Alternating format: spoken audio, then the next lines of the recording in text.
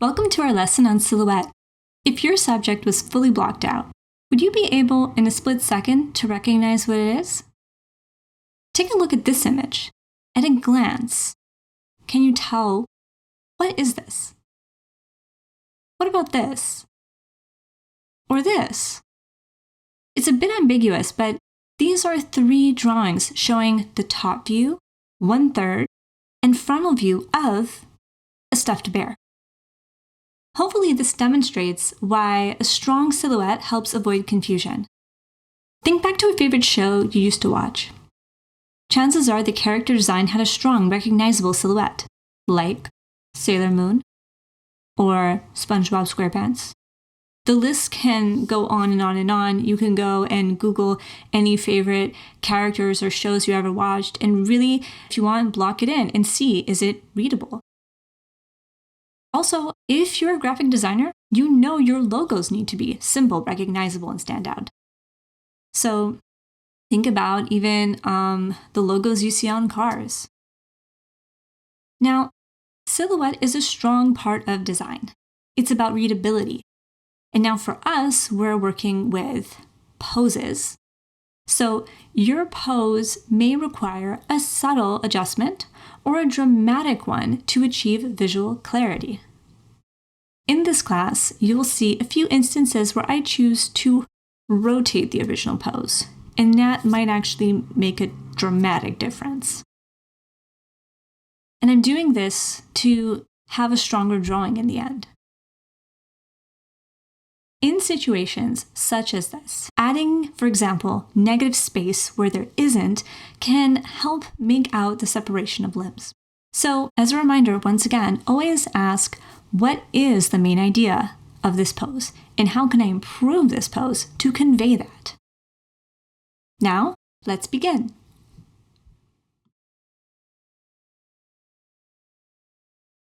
Silhouette, 1-minute poses.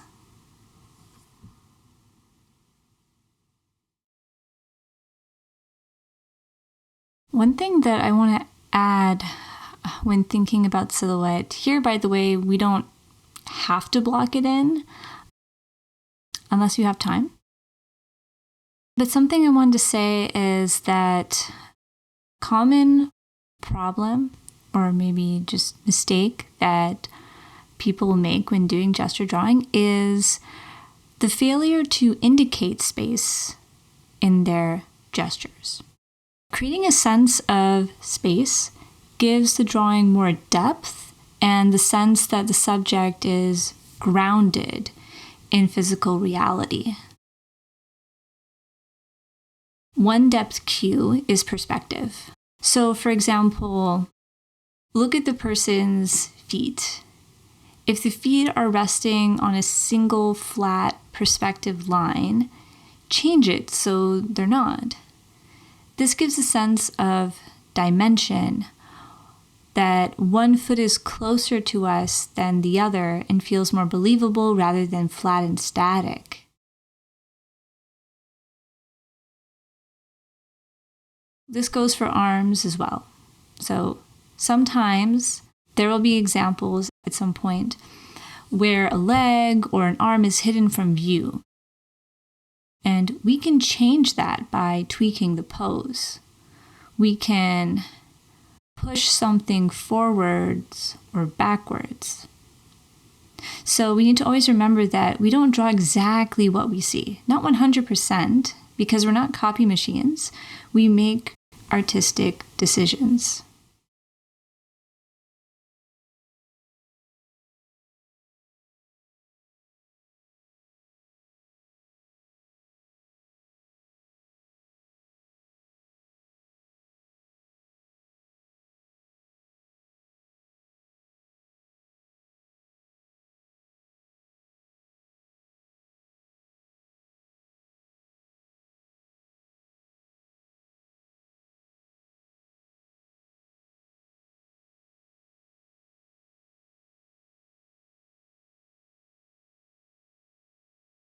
I'm seeing a strong diagonal in the torso.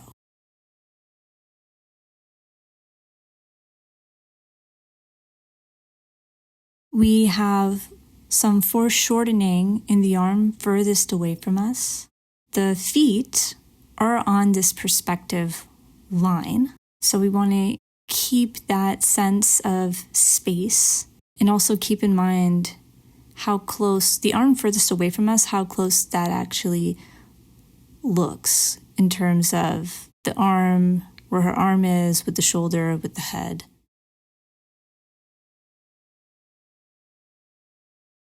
And again, in gesture drawing, don't worry about if a drawing looks a little bit funny or that it doesn't look beautiful or amazing. That's not the point of gesture drawing. We're always thinking about what is the idea, what is this pose saying to me? What do I want to emphasize?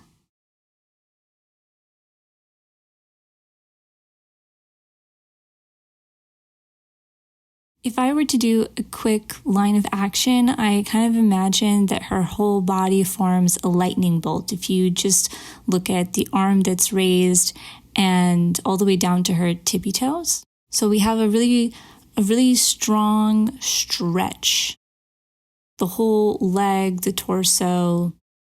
I wanted to here exaggerate a little bit her foot on the ground that's on her tippy toes, and by making it a little bit smaller than what it would accurately be proportion-wise. Because I almost already see that if I look at her whole body and then she's on her toes there, her foot feels so small, so I kind of exaggerate that a little bit in here. Not necessary to do any exaggerations right now, but I felt like that gave a sense of the movement she's making, like she's climbing, maybe climbing up a ladder, or she's going to get on a rope and start climbing.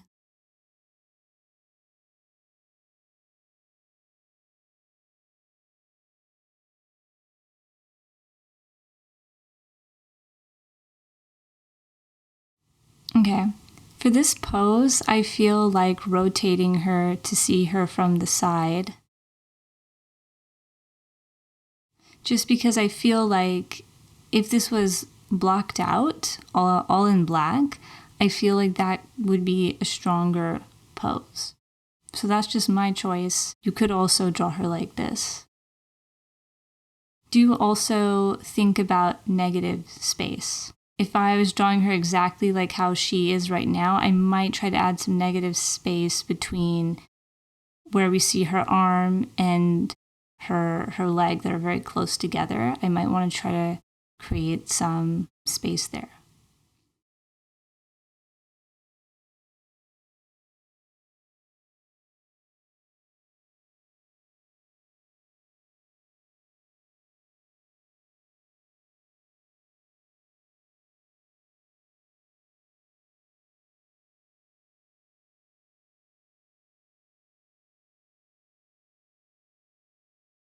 Here it looks like she's reading a book. Pay attention to the squash and the stretch, as well as the tilt of the head. We can often just make the head straight all the time. We do not, from this angle of the pose, we hardly see her neck. So mostly just the head. So think about how it's tilting.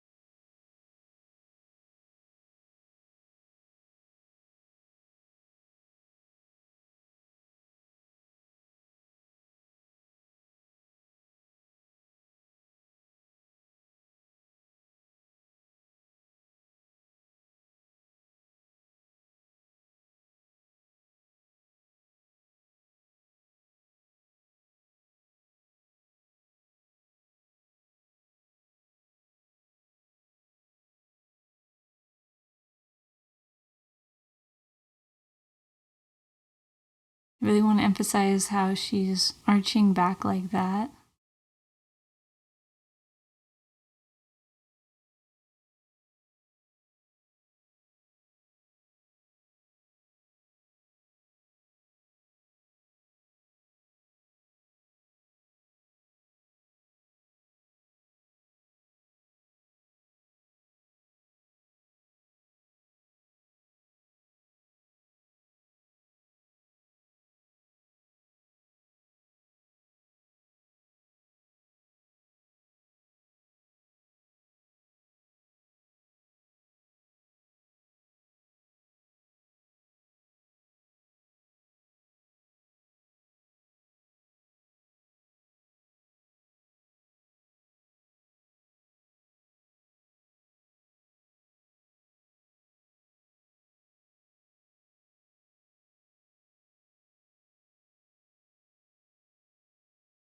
Last pose for silhouette.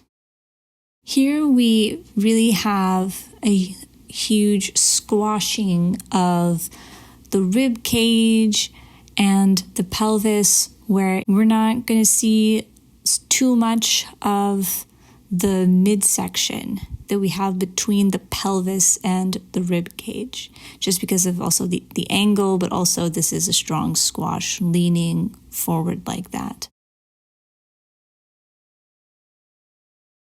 And so continue to think in simple forms to represent the rib cage, the pelvis, really looking at that angle that's being created here.